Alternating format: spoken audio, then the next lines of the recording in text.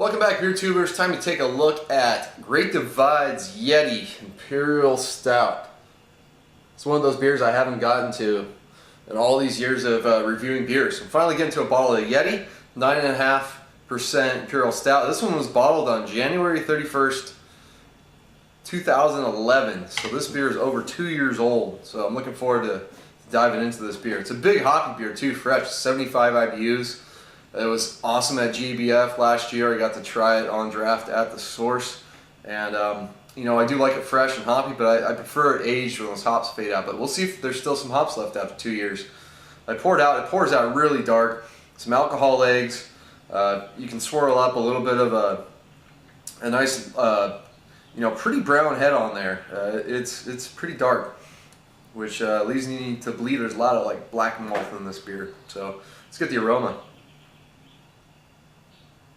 Yeah, actually, I'm still picking up some hops on the nose.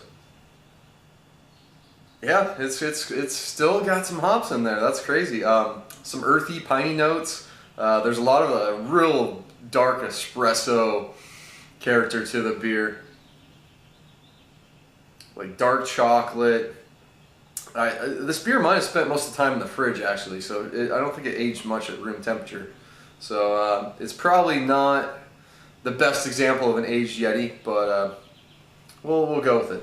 There's some sweet bready notes in there, maybe like a touch of caramel, maybe like a little bit of a milk chocolate character coming up. Like just the hops and the darker malts kind of give off most of the aroma. Kind of those sweeter notes are buried beneath. So let's dig in. Cheers.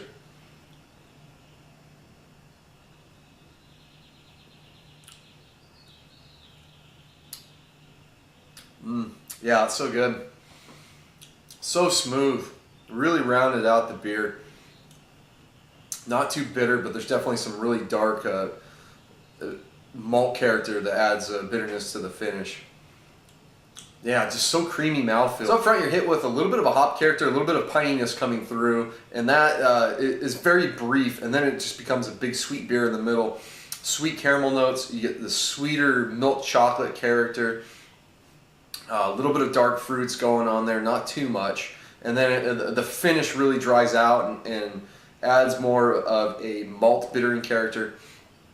That black malt just really comes in, adds this espresso-like coffee character. There's a little bit of a charred, sort of smoky character to the beer coming from those darker malts, you know, some roasted barley in there, I'm sure. So with all that aging, it's become a really nicely balanced out beer between a little bit of hop bitterness left, and then the darker malts and alcohol really drying out the beer, and then the big sweet middle with all those nice typical stout characteristics. It's one of the better beers out there. You can see kind of tasting this beer how they've the base beer, you know, kind of how they decided to go with the certain variations to accent certain parts of the beer, with the chocolate Yeti being my favorite variation, because there's definitely some a little bit of bitter chocolate, but there's some nice, you know, like semi-sweet chocolate notes in this beer that work. But there's also that dark espresso like roastiness that you can see. Oh, well, I'll add some coffee in to kind of complement that, and of course the oak tannins kind of help out with add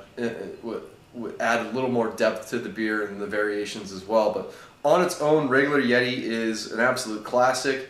So happy to get this beer here now, because for a while we could not get anything from the Great Divide in Southern California.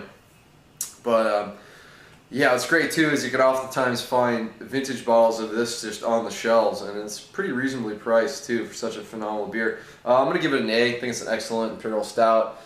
Readily available as well. I wish they'd get the barrel-aged version right so it's not infected, but because I'm sure it'd be even more incredible than this one. But it's going to wrap it up for Yeti. Until next time, please comment and subscribe. Cheers.